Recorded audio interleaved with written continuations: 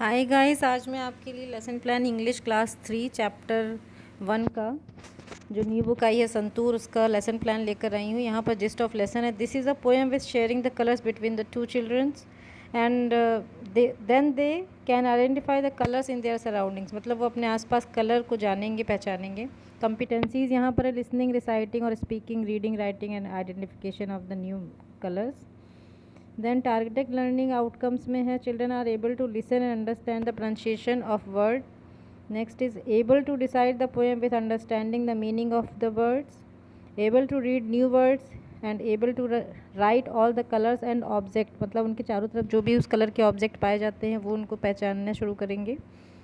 फिर यहाँ पर हमारे टीएलओ को हम कैसे क्लासरूम में अपने रिसोर्स बनाते हैं, कैसे बच्चों को उस पोएम को समझाते हैं, वो सारी चीज़ें हैं। तो सबसे पहले तो टीचर एक एक्शन के साथ उस पोएम को रिसाइट करेंगे और उनको एक्शन वर्ड बताएंगे। साथ में आप उसमें कई सारी ग्रामर भी बता सकते हो और साथ में आप उनको राइमिंग वर्ड बता सकते हैं।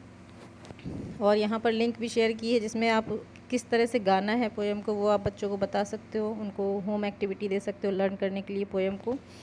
नेक्स्ट एक्टिविटी है जो कि बुक में ऑलरेडी आपको गिवन है, तो उसमें ये हम बच्चों को रीडिंग सिखा रहे हैं कि कैसे बच्चे बोलना सीखेंगे, स्पीकिंग सिखाएंगे यहाँ पर।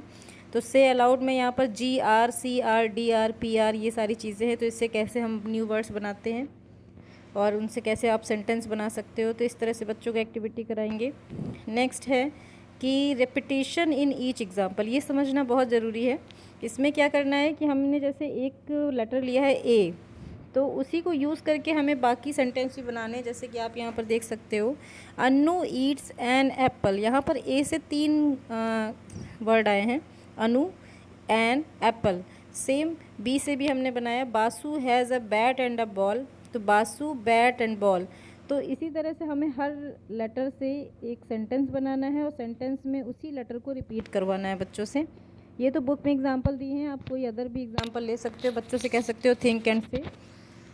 फिर यहाँ पर पूरे चैप्टर की फुल एक्सरसाइज दी गई है जो आप बच्चों के साथ शेयर कर सकते हैं कि एक्सरसाइज को कैसे वो क्वेश्चन सॉल्व कर सकते हैं।